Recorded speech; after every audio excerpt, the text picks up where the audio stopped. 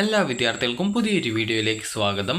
ഈ വർഷത്തെ Kerala university degree കോഴ്സുകളിലേക്കുള്ള ഒന്നാം വർഷ ബിരുദ പ്രവേശനവുമായി ബന്ധപ്പെട്ടുള്ള സ്പോട്ട് അലോട്ട്മെൻറ്റ്, അതായത് എല്ലാ വിദ്യാർത്ഥികൾക്കുമുള്ള സ്പോട്ട് അലോട്ട്മെൻറ്റ് നടക്കുന്നു.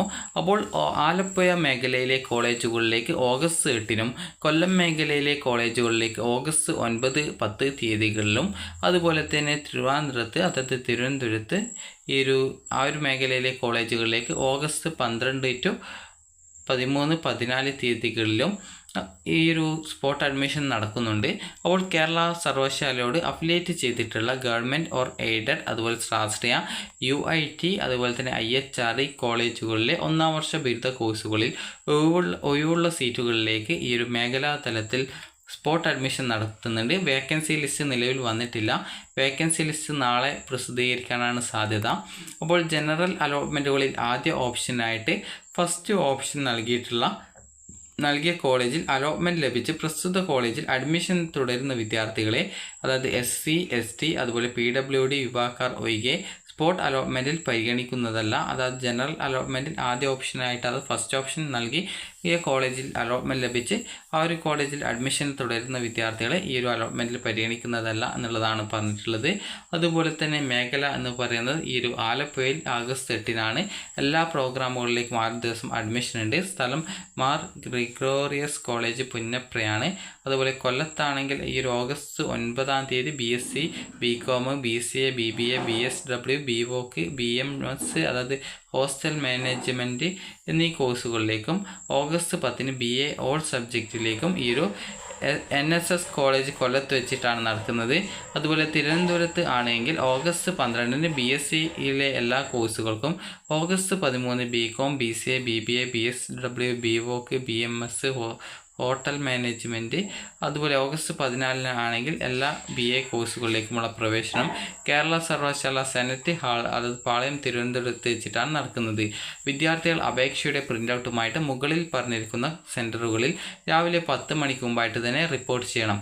രജിസ്ട്രേഷൻ സമയം 8:30 മുതൽ 10 മണി വരെയാണ്. ഈ ഒരു സമയം കഴിഞ്ഞു വരുന്നവരെ ഒരു കാരണവശാലും പരിഗണിക്കുന്നതല്ല.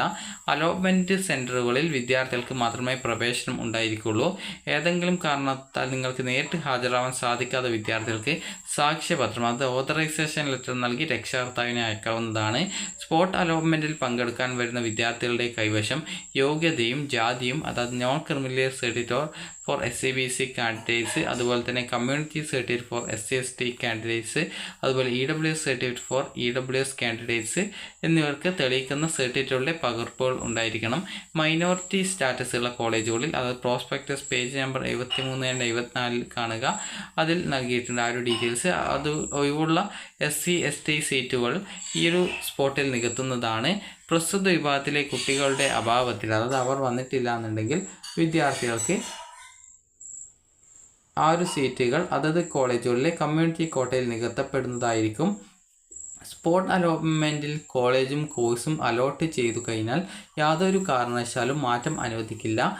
ഇതുവരെ അഡ്മിഷൻ ഫീ അടക്കാത്ത വിദ്യാർത്ഥികൾക്ക് സ്പോട്ട് അലോട്ട്മെൻറ്റിൽ അഡ്മിഷൻ ലഭിക്കുകയാണ് എങ്കിൽ യൂണിവേഴ്സിറ്റി അഡ്മിഷൻ ഫീസ് ഇനത്തിൽ SC/ST വിഭാഗങ്ങൾക്ക് 930 രൂപയും, അതായത് 930 രൂപയും, ജനറൽ മറ്റ് സംവരണ വിഭാഗങ്ങൾക്ക് 1850 രൂപയുമാണ് മാൻഡറ്ററി ഫീസായിട്ട് വരിക. ഇതിനായിട്ട് വിദ്യാർത്ഥികൾ പ്രത്യേക സമയം അനുവദിക്കുന്നതല്ല. അതായത് ഈ ഒരു ഫീസ് അടക്കാനായിട്ട്, അതായത് SC/ST വിദ്യാർത്ഥികൾക്ക് 930, മറ്റുള്ളവർക്ക് ഈ ഒരു 1850 രൂപയും അലോട്ട്മെൻറ്റ് കിട്ടിയാൽ അടക്കാനായിട്ട് വേറെ സമയം അനുവദിക്കുന്നതല്ല. അന്നേ ദിവസം തന്നെ അടക്കേണ്ടതായിട്ട് വരും. അപ്പോൾ മുൻപ് അതായത് യൂണിവേഴ്സിറ്റി അഡ്മിഷൻ ഫീസ് അടച്ചവർ പ്രസ്തുത പേയ്മെൻറ്റ് റെസിപ്റ്റിൻ്റെ കോപ്പി കയ്യിൽ കരുതണം. വിവിധ മേഖലകളിൽ ഉൾപ്പെടുത്തിയിരിക്കുന്ന കോളേജുകളുടെ വിവരങ്ങൾ, അതുപോലെ ഒഴിവുകളുടെ സീറ്റുകളുടെ വിവരങ്ങൾ എന്നിവ നിലവിൽ വെബ്സൈറ്റിൽ വന്നിട്ടില്ല. അത് നാളെയോടെ വരാനാണ് സാധ്യത.